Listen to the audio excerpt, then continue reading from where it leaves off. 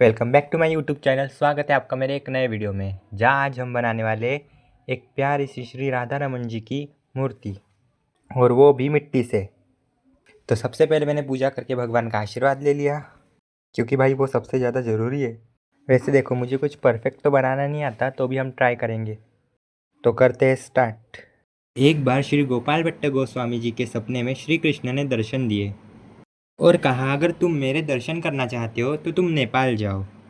और उनका आदेश मानकर हमारे श्री गोपाल भट्ट गोस्वामी निकल पड़े अपने भगवान के दर्शन के लिए। नेपाल की पावन भूमि पे काली गंडकी नदी के किनारे श्री गोपाल भट्ट गोस्वामी ने स्नान किया। जब उन्होंने अपना कमंडल पानी में डुबोया तो वो आश्चर्य में रह गए, क्योंकि उनके कमंडल में कई सारे शालिग्राम आ गए थे। उन्होंने सोचा, ये कैसे संभव है। उन्होंने ये शालिग्राम सब नदी में वापस डाल दिए। पर जब उन्होंने फिर से पानी से कमंडल भरने की कोशिश की तो उनके कमंडल में फिर से शालिग्राम आ गए थे। तो उन्होंने फिर से कमंडल भरा और उसमें 12 शालिग्राम आए। और अब वो समझ गए थे कि ये भगवान श्री कृष्ण की ही लीला थी। वो बहुत प्यार के साथ इन शालिग्राम को अपने साथ वृंदावन ले आए। जहाँ भी जाते हैं उनको अपने साथ में रखते हैं और उनकी पूरी मन और प्रेम से सेवा करते।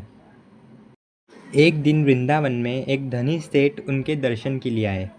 श्री गोपाल भट्ट गोस्वामी जी की भक्ति और उनका निरागस प्रेम श्री कृष्ण के लिए देखकर वो अत्यंत प्रभावित हुए। अपनी श्रद्धा प्रकट करने के लिए उन्होंने भगवान को उपहार में वस्त्र और बहुमूल्य आभूषण दिए। पर एक प्रॉब्लम थी। गोपाल भट्ट गोस्वामी जी जो शालिग्राम की पूजा करते थे वो तो गोलाकार और सीधे थे। उन्होंने प्रेम से सेठ से कहा कि इन्हें वो किसी अन्य भगवान को अर्पित कर दे, पर सेठ नहीं माने। आखिर गोस्वामी जी को ये वस्त्र गिन रखने ही पड़े।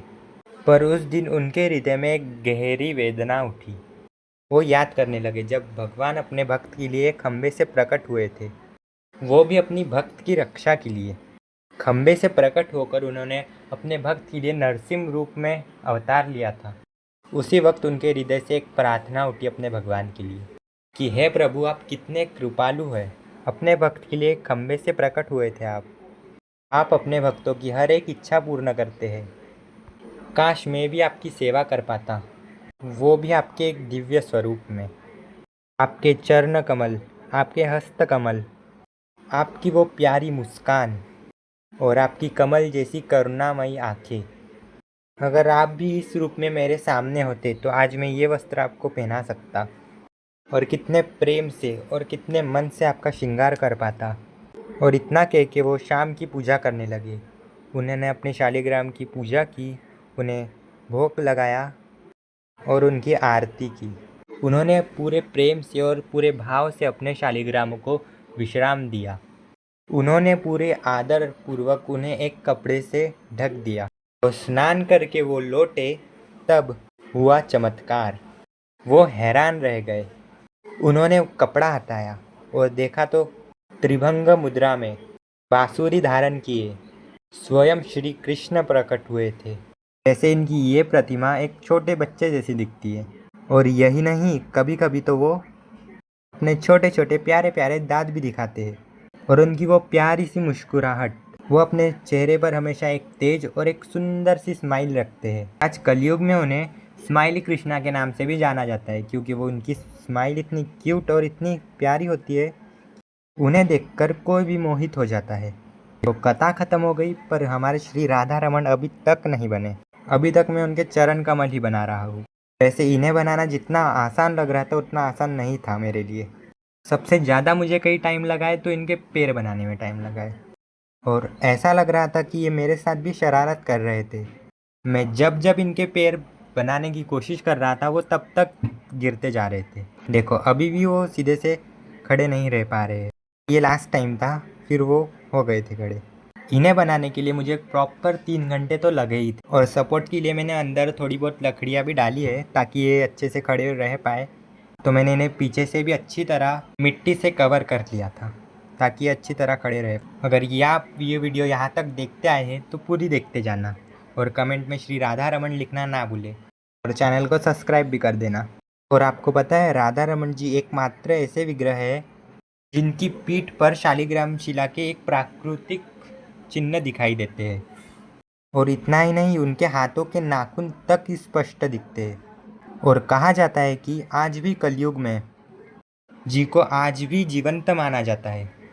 कहा जाता है कि आज भी कलयुग में जब सच्चे हृदय से कोई उन्हें पुकारता है तो अपने भक्त की कठिन परिस्थिति और कठिन समय में भी अपने भक्त को अकेला नहीं छोड़ते हैं और उनकी पूरी तरह से मदद करते हैं। और कहा जाता है कि श्री राधा रमन जी के एक साइड में एक सोने का मुकुट रखा है, उसे श्री राधा रानी माना जाता है। और कहते हैं कि श्री जी हमेशा अदृश्य स्वरूप में श्री राधा रमन जी के बाजू में रहती है। मैंने पूरी कोशिश की है कि इन्हें पूरी फिनिशिंग के साथ बनाया जाए, तो भी थोड़ी बहुत फिनिशिंग अच्छे से नहीं हुई है। और हाँ, अगर आपको इनके पेंटिंग का व्लॉग चाहिए होगा तो कमेंट करें, मैं ज़रूर पेंटिंग का व्लॉग डालूँगा। अभी मैं इनकी बॉडी बना रहा हूँ, उसके बाद आगे बढ़ेंगे। तो कुछ इस तरह से इनकी बॉडी रेडी होने के बाद मैंने जॉइंट कर दी थी और उसके बाद इनके दोनों हाथ बनाना मैंने स्टार्ट कर दिया था। तो हाथों की छोटी छोटी उंगली बनाई और इनका हाथ थोड़ा अच्छे से फिनिशिंग किया और पूरी डिटेलिंग के साथ इनका हाथ मैंने रेडी किया। उसके बाद इनका हाथ कुछ ऐसा दिख रहा था। आप कमेंट करके बताओ ये सही बना है या नहीं। तो अभी मैंने सेकेंड हाथ भी बनाना स्टार्ट कर दिया है और देखो इतना बड़ा पत्थर निकला था मिट्टी से। और उसके बाद मैंने कहा इन्हें धूप में सूखने रख देता हूँ, तो मैंने बाहर ले जाकर इन्हें रखा। तो भाई धूप ही चली गई, आप देख सकते हो बादल आ गए थे और उसके पहले कड़ी धूप थी। तो भी मैंने इन्हें रख दिया था बाहर और जब थोड़ी देर बाद मैं इन्हें देखने गया तो धूप तो आ गई थी पर इनका एक हाथ टूट गया था। वो तो अंदर सपोर्ट के लिए लकड़ी थी, इसलिए वो अभी तक लटका तो भी था। उसके बाद मैंने इन्हें वापस जॉइंट कर दिया था। तो अभी कुछ इस तरह से दिख रहे थे। अभी इनका फेस जॉइंट करना बाकी है। वैसे मैंने फेस का वीडियो लेना मैं भूल गया, इसके लिए सॉरी। मैं आपको नेक्स्ट टाइम ज़रूर बताऊंगा कि मैं फ़ेस कैसे बनाता हूँ। तो अभी इस फेस को हम जॉइन कर देते हैं हमारे श्री राधा रमन जी की मूर्ति में। और वैसे अभी इनकी आंखें जॉइंट करने की थी। आंखें जॉइंट करने के बाद लुक थोड़ा बहुत आ रहा था वैसा। रुको मैं आपको आँख जॉइंट करने के बाद की क्लिप्स दिखाता हूँ। और हाँ, अगर आपको ये वीडियो अच्छा लगा तो लाइक करते जाना, शेयर करते जाना और कमेंट में श्री राधा रमन लिखना ना भूलें और चैनल को सब्सक्राइब भी कर देना। तो मिलते हैं अगली वीडियो में, तब तक के लिए बाय।